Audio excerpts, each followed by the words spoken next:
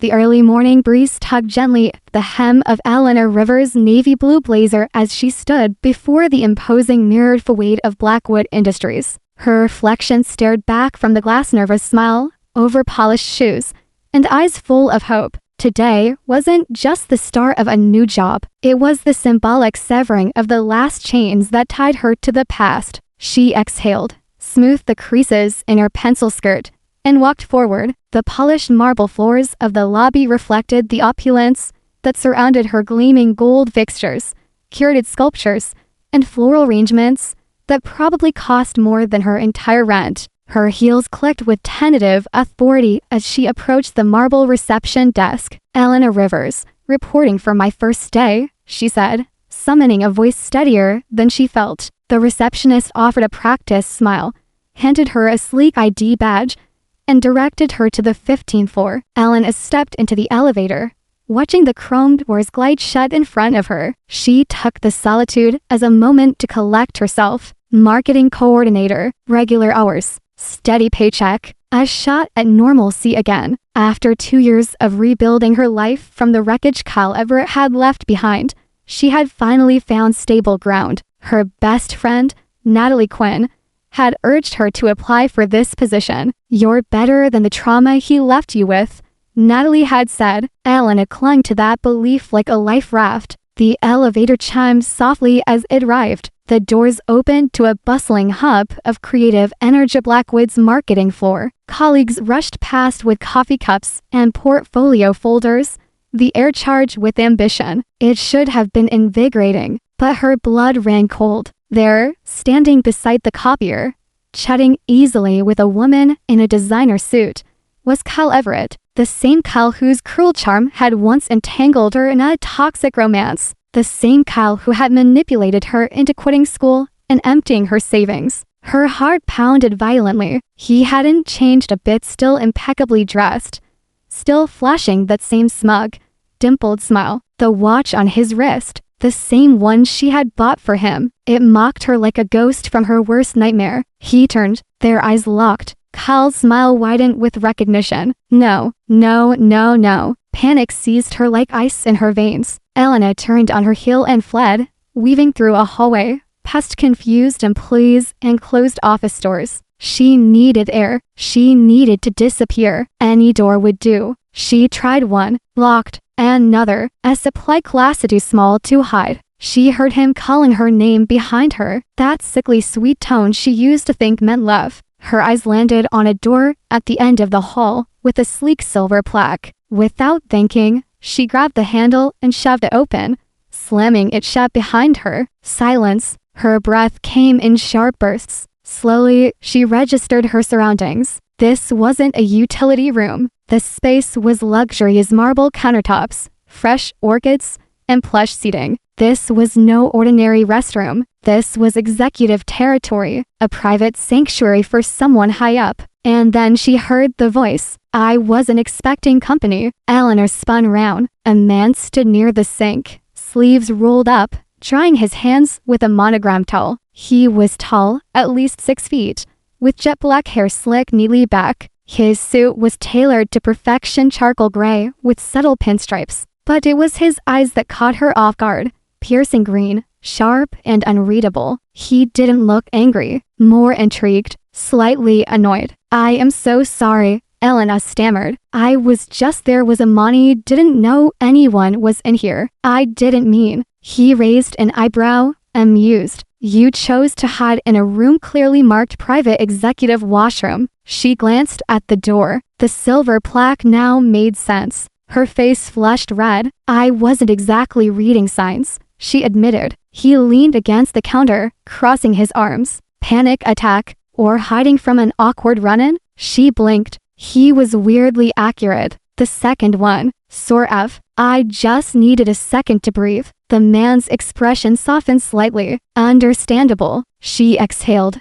then glanced back at the door. "I should go." "Really? Thank you for not yelling." She reached for the handle. It didn't budge. "Oh no," she whispered. "It auto-locks when accessed without a keycard," the man explained. Eleanor stared at him. "Are you serious?" "Deadly. So we're trapped." He gave a half shrug. Until building security does the routine scan or I text someone. Could be 10 minutes. Could be an hour. Elena groaned and collapsed onto the small upholstered bench. This was supposed to be her fresh start. Now she was locked in a bathroom with a stranger who looked like he stepped out of a Forbes cover. Rough morning? He asked, voice now laced with empathy. She laughed bitterly. Try nightmare come back to her. He tilted his head. Wanna talk about it? Something about him made her feel oddly safe. Maybe it was the calmness, the absence of judgment. My ex works here. I didn't know. We haven't seen each other in years. He hurt me in more ways than I can count. The man's posture stiffened. Name. She hesitated. Kyle Everett. His jaw ticked. Transferred 3 weeks ago. Corporate development. She stared at him. You know a lot about staffing. He extended a hand. Adrian Blackwood. CEO. She nearly fell off the bench.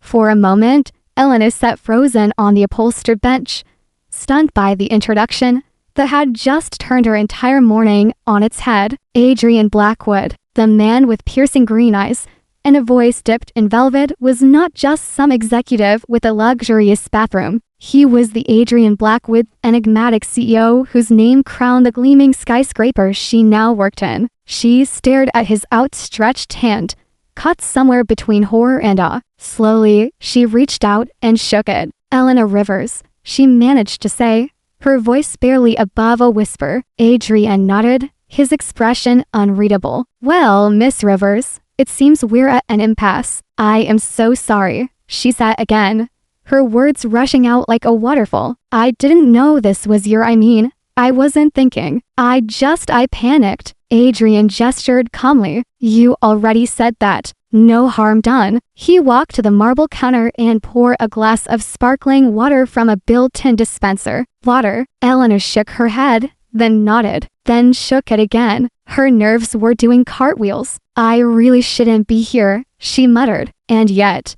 here you are. Adrian handed her the glass with a faint smile. Try to breathe. You're safe. She took a sip, grateful for the chill of the water against her dry throat. I was just trying to get away, she confessed, cradling the glass like a lifeline. Seeing him again, it threw me. I thought I was over it. Clearly, I'm not. Adrian leaned against the wall, arms folded, watching her with a kind of quiet patience she hadn't expected. What did he do? He asked gently. Elena hesitated. The old fear returned, creeping up her spine. But there was something about Adrian that made her want to tell the truth. He broke me, she said finally. Manipulated me, made me quit school, alienated me from my friends, used my money, my confidence, everything. Adrian's jaw tightened. And now, he's here, pretending nothing happened? She nodded, blinking back tears. I know who he is now, she said, her voice hardening. But seeing him again, it just paralyzed me. Adrian walked over and crouched beside her, his gaze unwavering. He won't touch you. Not here. Not while I'm round. Elena swallowed. She didn't know if it was the promise in his voice or the fire in his eyes. But for the first time since stepping into the building, she felt protected. Why are you being so kind? She asked. You don't even know me. Adrian smiled faintly. Maybe I recognize that look. The one people wear when they've been lied to and left to pick up the pieces. She met his gaze, surprised by the vulnerability she saw there. You've been hurt? She asked. Everyone has, he replied, standing. Even CEOs. They sat in silence for a few moments, the tension melting slightly in the soft hum of the ventilation system. Then, without warning, a soft chime sounded, and the door's magnetic lock released with a click. Adrian glanced at the handle. Security finally noticed. Elena stood, brushing imaginary lint from her skirt. Thank you for not making this worse. Adrian reached for the door but paused. You're in marketing, right? She nodded. Which department? Brand strategy. Reporting to Rebecca Torres. He opened the door and held it for her. She's tough but fair. You'll be fine. Elena hesitated. Does anyone need to know about this? Adrian's smile returned. Only if you want them to. She walked past him,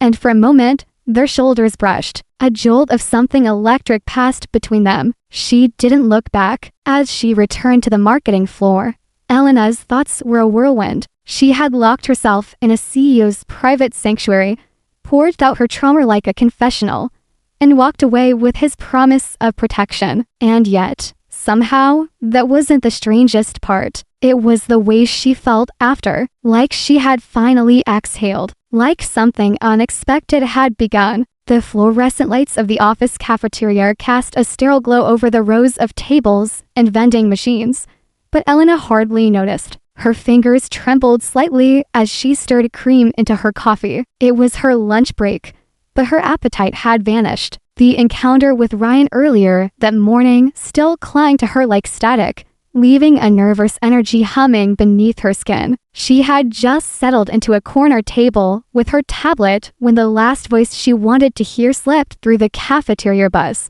Well, if it isn't Elena Rivers. Her heart dropped into her stomach. Ryan Blake stood across from her table, a smug grin stretching across his face like it belonged there. He was wearing the same designer arrogance she remembered from their final days together, dressed in a tailored suit that couldn't quite mask the toxicity radiating from him. "I see you're still a fan of public coffee," he quipped, already pulling out a chair. Eleanor didn't look up. "I'm working, Ryan. Can't an old friend say hello? We're not friends." Ryan leaned in, voice lower now. "Come on, Elle, don't be like that. I know you were surprised to see me this morning, but maybe it's fate. You and Messamy building, same floor, sounds like a second chance." Elena's hand tightened around her cup. "No, it sounds like a bad coincidence." His smirk faltered. "I've changed. You know, I've got real power now. I'm making moves. I can give you everything I couldn't before." She finally looked up,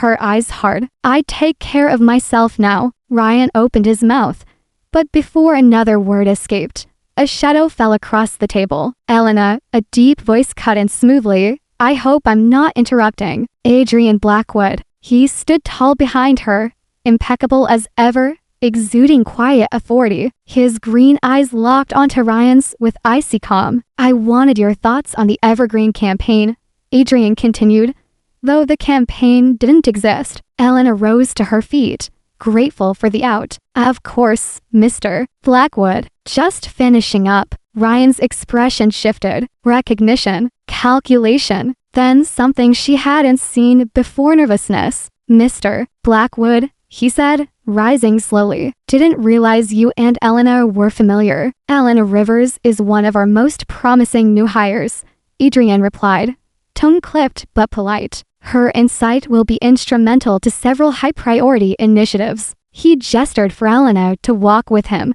effectively ending the exchange. As they exited the cafeteria, Elena glanced at Adrian. "Thank you, but I could have handled it." "I'm sure," he said with a knowing smile. "But sometimes a little backup sends a clearer message." They didn't say much else on the walk back to her department, but when their fingers brushed briefly accidentally, maybe neither pulled away. The following week passed in a whirlwind of deadlines and meetings. Eleanor threw herself into her work, determined to let her performance speak louder than any rumors or past mistakes. Her ideas were sharp, her designs even sharper. Rebecca Torres had already given her to personal shoutouts during team meetings. But Ryan wasn't done. He lingered in hallways, left post-it notes with inside jokes on her desk, sent late-night emails accidentally. Then one night, he was waiting by her car. "You're not hearing me," he said when she tried to walk past. "We had something real." "No, Ryan, you had control. That's not love." Before he could speak again,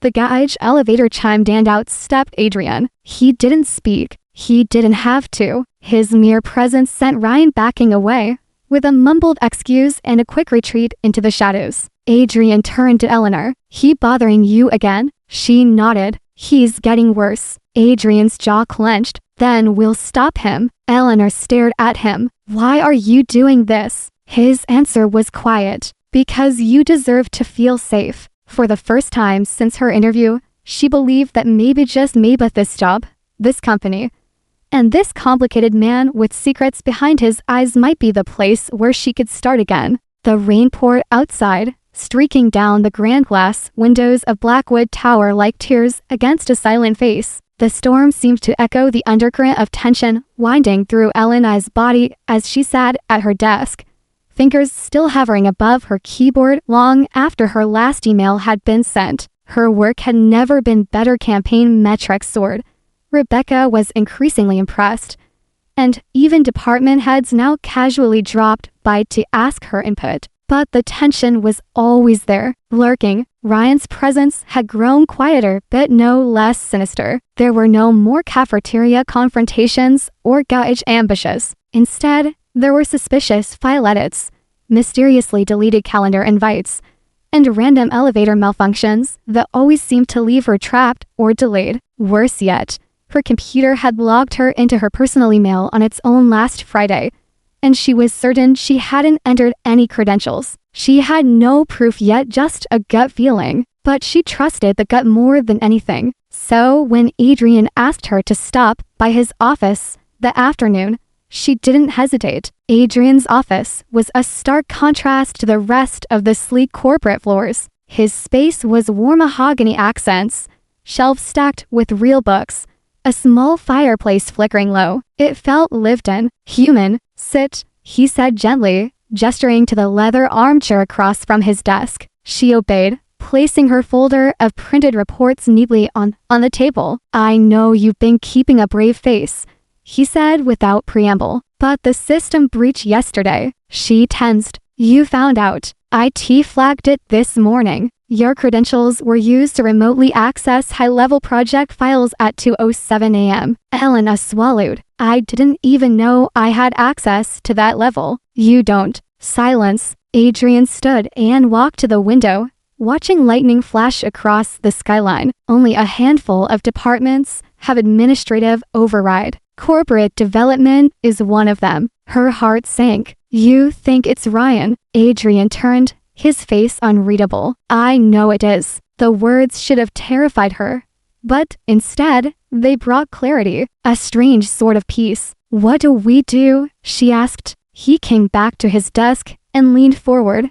voice low and tight with fury. "I'm transferring him to our London branch, effective immediately. He won't see it coming." She blinked. "I don't need a reason, but he's given me one." Multiple. Her chest rose and fell. "Won't people talk?" "They already are," Adrian said, softer this time. "But not about Ryan. They're talking about us." The words hung in the air like humidity before thunder. "You and me?" she asked, trying to sound casual. He nodded. "I didn't mean for it to happen, but I see you, Elena, more clearly than I've ever seen anyone." Her breath caught. "And I know it's not simple," he continued, "but when I'm with you, nothing else feels more right." There was a momentous pause where time stretched like the silence before a downpour. She whispered, "Me too." He crossed the space between them and took her hands. "After this storm passes, I'd like to take you to dinner, somewhere no one knows our names." She nodded slowly. "I'd like that." A knock at the door interrupted them. It was his assistant, looking slightly breathless. Security just confirmed. Ryan tried to enter the server room using a clone badge. They caught it on the monitors. Adrian's grip tightened round Elena's hand. "Make the call," he told his assistant. "London, tonight." The assistant nodded and disappeared. Elena looked at Adrian. "You really meant it." He smiled. "For real this time. You're not the only one tired of being afraid." Outside, the storm raged on, but inside, something steadier had taken root. Elena hadn't slept much that night. Not after Adrian's declaration. Not after learning just how far Ryan had gone. The storm had eventually passed, but it left behind an electricity she couldn't shake, a mixture of adrenaline, fear, and the unexpected comfort of Adrian's protective presence. The next morning, the office buzzed with unusual energy. News traveled fast even without confirmation. People sensed something had shifted. Ryan's absence was noticed, but not questioned.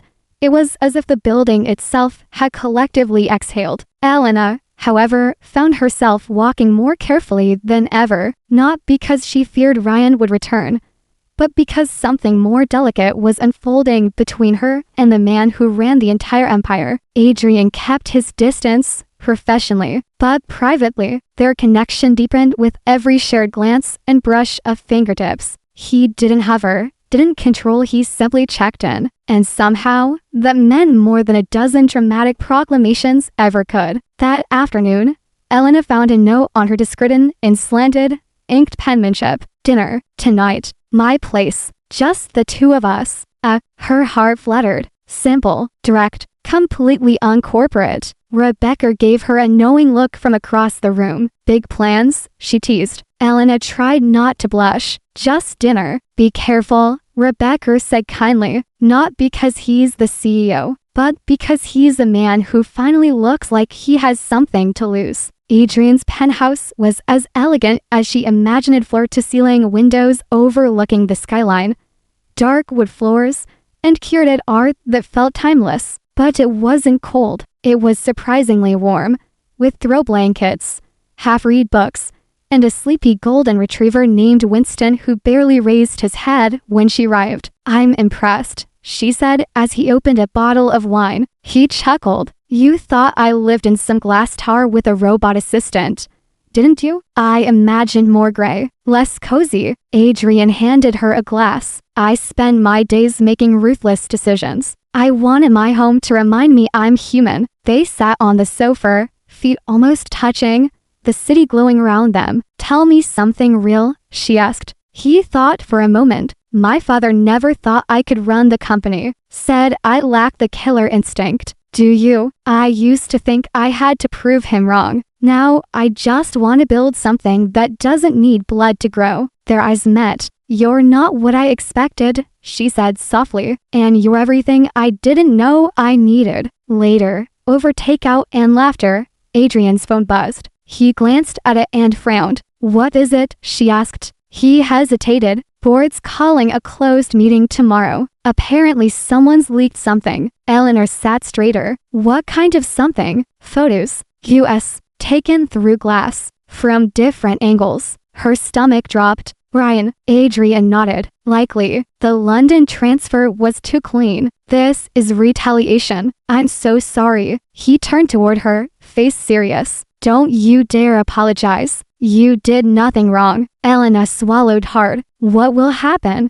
Worst case, they push me out. Use it as an excuse. The Ashford name doesn't carry as much weight with the new board chair as it used to. And you'd lose everything. He took her hand. Not everything. Not if I still have you. She blinked back tears. But what if I'm the reason you lose the rest? I'm the one who walked into that bathroom. I'm the one who stayed. Silence stretched between them. Elena finally said, Then let's face them together. He smiled slowly. We already are. The next morning began with silencia tense, cautious silence that stretched across the entire 38th floor of Ashford Enterprises. Even the ever-chatty break room felt muted. Everyone had read the business blogs. Rumors swirled about the CEO's entanglement and the anonymous tipster with damning evidence. Eleanor walked through the hallways as though walking a tightrope. Her smile remained polite, her eyes forward, but her stomach churned. Today, the board would meet. Today, their fate would be weighed. She wasn't ready. Julian was, or at least, he pretended to be. In his corner office,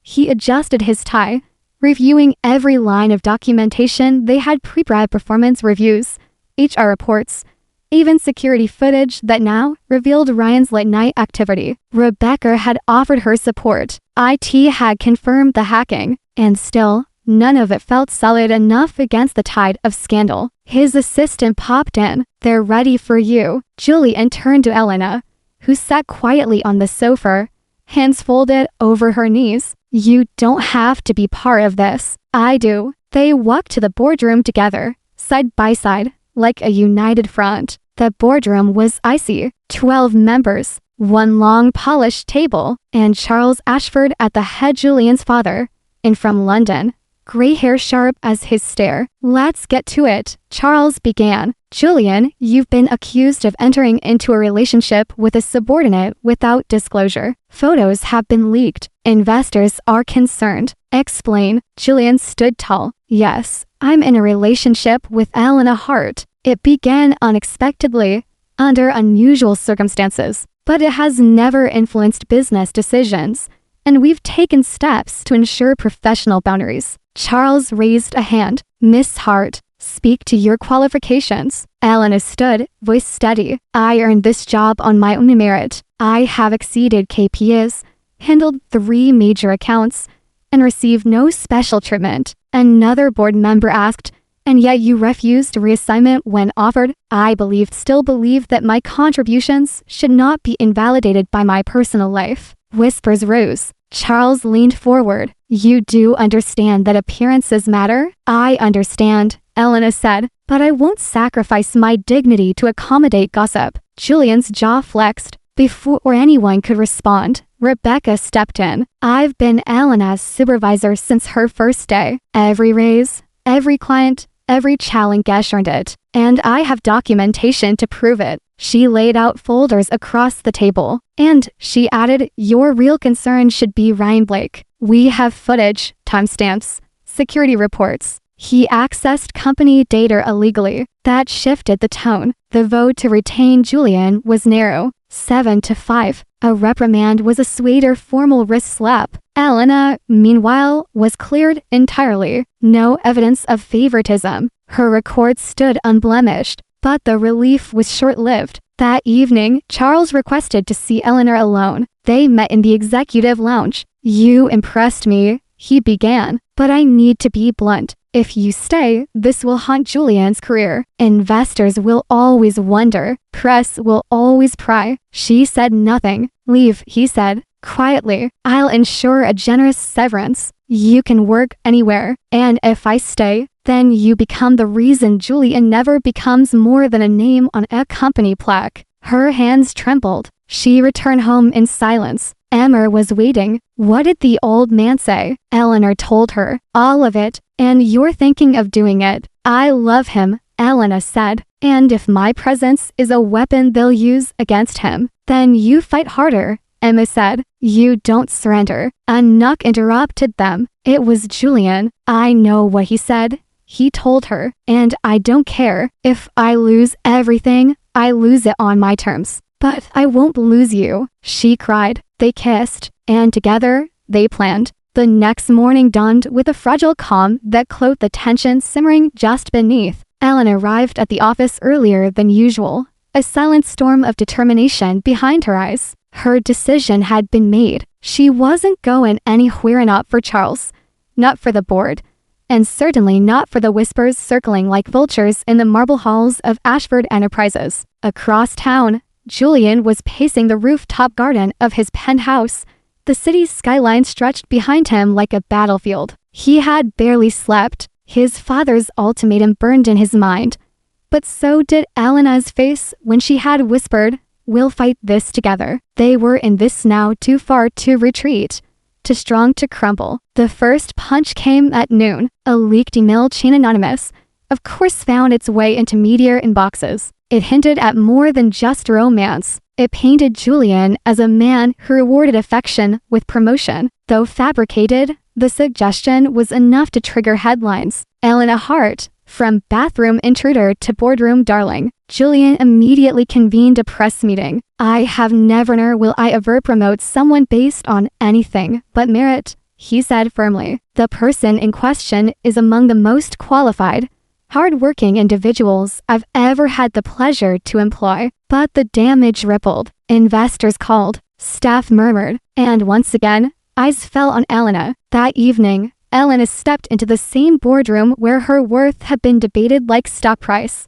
But this time, she had evidence. "I am here not to defend my relationship," she began, "but to expose the deeper issue this company needs to face: how quickly integrity is questioned when a woman succeeds in the presence of power." She passed out new documentation, her campaign performance metrics, client testimonials, and records from Rebecca. "If you want to evaluate me, use facts, not innuendo." Silence, until Charles slowly clapped. "You've got spine," he said. "That's rare, but this is still about optics," another member noted. "The relationship over genuine and casts a shadow." "And I understand that," Julian said, stepping forward, "which is why I propose a new policy. full transparency protocols, and oversight on any executive-employee relationship. The room blinked. A corporate romance clause. Exactly, Julian confirmed. One that protects all employees equally. Not punishment, but structure. It was bold, and just clever enough to work. The next few weeks were a whirlwind. Julian's proposal passed. Charles stepped down from active board duties, naming Julian as sole chair. Ryan quietly shipped to another firm across the country, far from press and scandal. And Elena, she was promoted again, not because of Julian, because of her brilliance. One night, months later, the penthouse balcony glowed with lantern light. Julian knelt on one knee, a velvet box in hand. Mary meant it because we survived the storm, but because we built something stronger in its wake. Tears glistened in Elena's eyes. Yes, she whispered, to everything. The skyline behind them bore witness to a love once locked in a bathroom, but now open to the world. They had risen, together,